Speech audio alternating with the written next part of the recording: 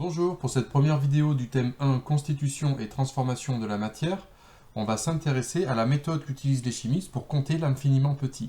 On verra que c'est une question d'échelle et on abordera les notions de mol et de masse molaire, que vous avez déjà vu un petit peu en seconde, ainsi que de volume molaire. On rappellera la notion de masse volumique, etc. Cette vidéo constitue la première vidéo du chapitre, puisqu'il y en aura deux en tout. Alors la manière de compter va dépendre de l'échelle. En fait, par exemple, si on considère cette salle de classe, on voit assez facilement qu'il y a 11 élèves. On peut les compter un par un. Si on considère maintenant quelque chose de plus petit, par exemple des graineries, là, il est évident que pour compter grain par grain, on va avoir besoin d'une loupe et éventuellement d'une pince à épiler. Donc, situation qu'on va essayer d'éviter. Imaginons qu'on essaye de compter l'infiniment petit, que genre des atomes. On changerait de méthode, vous l'avez vu l'année dernière, on va plutôt prendre un paquet de références, le peser, et puis ensuite en pesant le tas de riz global, eh bien on va réussir à déterminer combien il y avait de paquets initialement, et connaissant le nombre d'individus dans le paquet, on arrive à retrouver le nombre de grains de riz total. Hein, c'est la méthode que vous avez utilisée l'année dernière. En fait, vous avez donc introduit la notion de mol. Et cette mol, comme vous l'avez défini l'année dernière, va constituer le paquet de référence du chimiste. Donc en déterminant le nombre de moles d'atomes par exemple dans une substance, on va pouvoir remonter par exemple au nombre d'atomes, etc. Eh bien sachez que cette définition, elle a été changée en novembre 2018. Elle a évolué. Regardez ça, c'est incroyable. Je parle pas de ça, je parle de ça. Vous voyez comme il est content?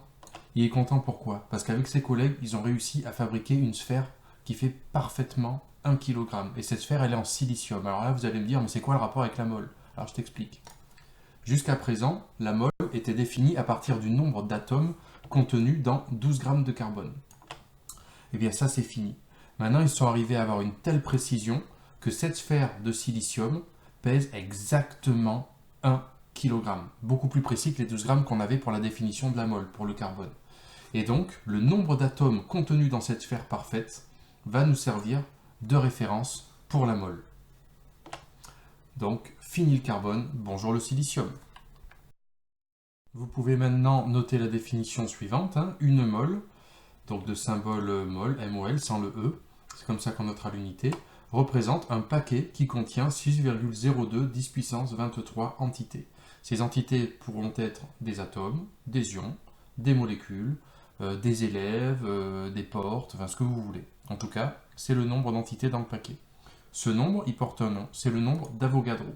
On le note Na avec un A majuscule, et donc toujours 6,02 10 puissance 23 mol moins 1. Alors une application directe de cette connaissance, ça va être pour les chimistes l'utilité de compter des paquets plutôt que des entités. Ça rendra les chiffres beaucoup plus facilement manipulables, on va voir ça de suite. Donc pour trouver la formule qu'on va utiliser, on va définir ces données-là. On a grand N, un nombre d'entités, petit n, les moles, le nombre de moles, et Na, la constante d'Avogadro. Donc on peut relier tout ça facilement par une expression littérale.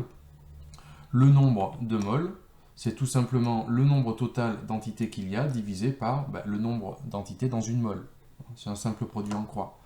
Et donc ça, c'est ce qu'on va appeler l'expression littérale. Il faudra toujours en mettre une avant de faire une application numérique. Donc N, bien sûr, est en mol, puisque c'est la quantité de matière. Na, le nombre d'Avogadro, c'est en mol moins 1, on l'a vu tout à l'heure. Et donc, grand N sera sans unité. Une application directe, si on considère que la tour Eiffel possède un certain nombre d'atomes de fer, de combien de moles de fer est-elle constituée?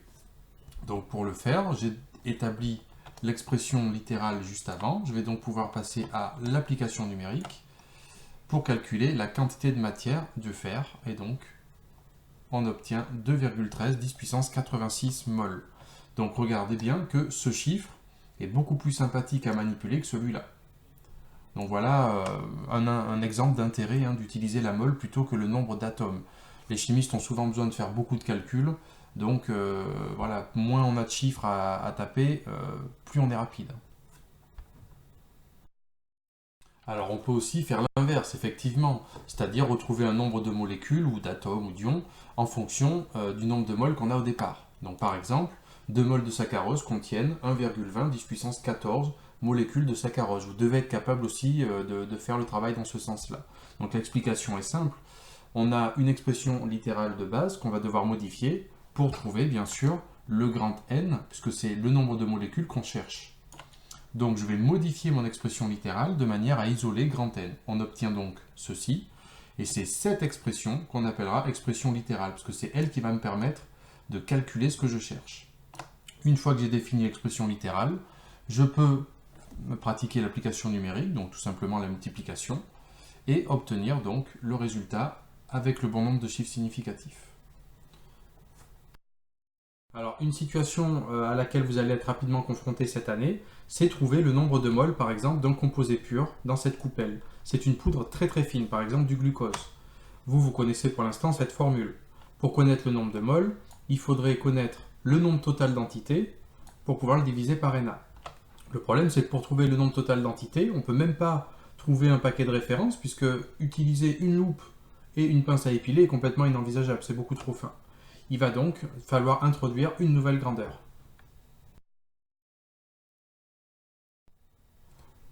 On va donc poser une problématique, on va se faire une étude de cas rapide. Donc on va chercher à savoir quelle quantité de matière est présente dans 6 grammes de glucose, en supposant que c'était la coupelle de tout à l'heure. Pour l'instant, on connaît cette formule, et donc, on va donc, grâce à la masse de glucose qui est proposée, à savoir 6 grammes, chercher un lien mathématique entre cette masse et le nombre de moles. Cette fameuse grandeur, eh bien, c'est la masse molaire qu'on note grand M. Alors certains la connaissent déjà. Par définition, on peut dire que la masse molaire atomique est la masse d'une mole d'atome. Donc si on lit bien cette définition, la masse d'une mole d'atome, on peut trouver tout seul son unité, ce qui nous donnera accès après à une formule mathématique. Donc si c'est la masse pour une mole, eh l'unité sera tout simplement du gramme par mole. Chaque mole pèsera un certain nombre de grammes. D'accord? Donc elle est notée soit gramme/mol ou gramme mol-1. Cette masse molaire atomique, elle dépend de l'élément. Donc pour la retrouver facilement, vous avez sur les classifications périodiques toutes les données nécessaires. Si on regarde un peu plus près, on voit par exemple que pour l'hydrogène, eh bien, la masse molaire est de 1 et elle sera toujours en bas à droite. Enfin, la plupart du temps, elle est en bas à droite dans les tableaux périodiques. Donc par exemple, pour le calcium, une mole de calcium pèse 40,1 grammes. Pour les atomes, c'est réglé. On a vu grâce à la classification périodique. Mais pour les molécules, comment ça va se passer? Prenons l'exemple du glucose. Donc le glucose, encore le glucose, mais j'aime le sucre, c'est comme ça. Bon, bref. Donc à partir de la molécule de glucose, on va pouvoir établir une formule brute. Vous pouvez mettre pause et essayer de la faire. On obtient C6H12O6. À partir de cette formule brute, on va pouvoir déterminer la masse molaire du glucose. Donc avec la formule brute du glucose, on va pouvoir faire l'expression littérale de la masse molaire du glucose. Donc regardez bien comment elle est écrite. On a le grand M de la masse molaire et en indice, la formule brute.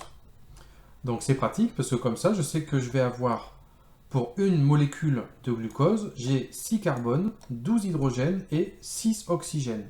Pour avoir la masse molaire, je vais donc tout simplement faire la somme de la masse atomique de tous les éléments. Comme le carbone, il y en a 6, eh bien, je vais avoir dans un premier temps 6 fois la masse molaire d'un carbone, plus 12 fois la masse molaire de l'hydrogène, et donc plus 6 fois la masse molaire de l'oxygène.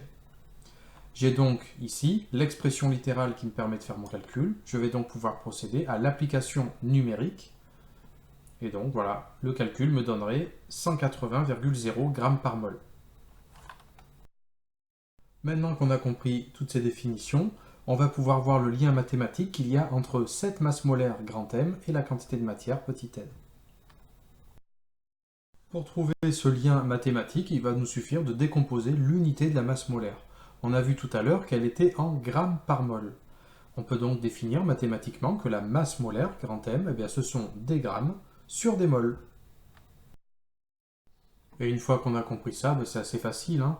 Il suffit de remplacer les unités par les grandeurs qui correspondent. On aura donc, pour un corps pur, la masse molaire qui est égale à une masse divisée par une quantité de matière, donc un nombre de moles. On retrouve bien les unités de la masse molaire en grammes par mol, la masse toujours en grammes, et la quantité de matière en mol. On peut donc maintenant procéder à la réponse de la problématique, que je rappelle ici. Quelle quantité de matière est présente dans 6 g de glucose? On avait donc la formule suivante, qu'on vient de vérifier, hein. Grand M égale à petit m sur petit n. Nous, on cherche le nombre de moles, donc on modifie cette expression littérale, qui devient ceci. Et donc, je vais pouvoir écrire l'expression littérale qui correspond à mon calcul. Donc, regardez bien la différence entre ici et ici, c'est qu'en indice, j'ai mis la substance dont j'étais en train de parler. Je l'indique. Donc, c'est égal à la masse de cette même substance sur la masse molaire de cette substance. Et une fois que j'ai ça, donc là, c'est mon expression littérale propre. Vous devrez le faire à chaque fois. Vous pourrez procéder à l'application numérique. Et donc, voilà ce que le calcul donnerait. Autre situation que vous allez rencontrer cette année, c'est la quantification en quantité de matière d'un produit pur qui ne serait pas solide. Ça peut être par exemple un liquide ou bien encore un gaz. Voyons comment faire. Alors, on va imaginer la première situation, c'est le cas d'un liquide.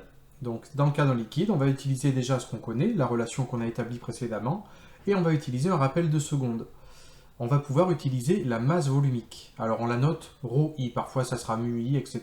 Bon, vous verrez dans les exercices, il faudra s'adapter. Quoi qu'il en soit, son unité, en général, ça va être, par exemple, du gramme par litre. Ça peut être du kilogramme par litre ou autre chose, bon, selon les situations. Quoi qu'il en soit, nous, on a, grâce à l'unité, accès à la formule, si on ne s'en rappelle plus. Donc, comme on a des grammes par litre, on sait que c'est une masse divisée par un volume. Donc, ça nous donne directement la formule suivante. La masse volumique d'un produit I, c'est la masse de ce produit I divisé par le volume de ce produit I. Et donc, la masse est en grammes, hein, d'après l'unité ici, et le volume devra être en litres. Donc, voilà pour le petit rappel de seconde. À partir de là, on voit qu'on va pouvoir faire le lien entre les deux. Regardez, il y a une grandeur commune entre ces deux formules, c'est la masse. Donc si j'arrive à exprimer la masse en fonction de choses que je connais, à savoir la masse volumique et le volume, eh bien en injectant dans cette relation-là, je pourrais obtenir le nombre de moles. Regardez. Je modifie l'expression littérale de manière à mettre en évidence la masse. Et il me suffit maintenant de remplacer cette masse dans cette formule. Et voilà ce que j'obtiens. Voilà comment obtenir, à partir d'un liquide, son nombre de moles. Autre situation que vous rencontrerez, c'est la présence d'un gaz. Si on veut quantifier la quantité de matière d'un gaz, on va s'y prendre de manière un peu différente. Donc ça peut être soit, par exemple, pour essayer d'évaluer les gaz à effet de serre qui seraient libérés lors d'une combustion, ou essayer de quantifier combien de quantité de matière de propane ou de butane j'ai dans ma bouteille de gaz à la maison. On ne sait jamais. Et bien pour ça, c'est très simple, on va se servir d'une définition qui est très bien connue, c'est que à température et pression standard, tous les gaz occupent le même volume pour une mole. Ce volume, on l'appelle le volume molaire. Et sa grandeur, à pression et température standard, c'est-à-dire une atmosphère et environ 25 degrés, eh bien le volume molaire vaut 24,0 litres par mol. Pour n'importe quelle espèce gazeuse, une mole de ce gaz occupe 24 litres de volume. Donc une fois qu'on a compris ça, c'est toujours le même travail. Grâce à l'unité, je vais essayer de déduire une formule. Donc on a vu que le volume molaire, c'était des litres sur des moles. On va donc pouvoir trouver son expression littérale. Si ce sont donc des litres sur des moles, eh bien l'expression littérale, c'est tout simplement pour un corps pur, un volume sur une quantité de matière, V sur N. Et comme moi je cherche la quantité de matière, je vais modifier la formule par un produit en croix et j'obtiens que N est égal à V sur Vm. Je rappelle les unités, la quantité de matière en mol, le volume en litres et le volume molaire en litres par mol. Juste une petite précision quand même, toutes les formules qu'on a vues dans cette vidéo et puis dans les prochaines vidéos seront à connaître. D'accord? Donc soit vous vous aidez des unités comme je vous l'ai montré dans la vidéo et vous en sortirez dans toutes les situations, ou soit vous l'apprenez un petit peu bêtement par cœur. Mais bon, en tout cas, il faudra les connaître d'une manière ou d'une autre. Ici, je vous propose un petit résumé de cette vidéo que j'ai trouvé sur internet d'ailleurs, cette image, donc n'hésitez pas à la copier, ça montre un petit peu les formules différentes qu'on a utilisées. Alors il manque le volume molaire, mais bon, on pourra voir comment rajouter ça. Voilà, donc si ça vous intéresse, n'hésitez pas à la recopier. C'est la fin de cette vidéo. Vous pourrez trouver dans la description une liste d'exercices, soit à regarder en autonomie à la maison, soit à faire en classe. Allez, à bientôt.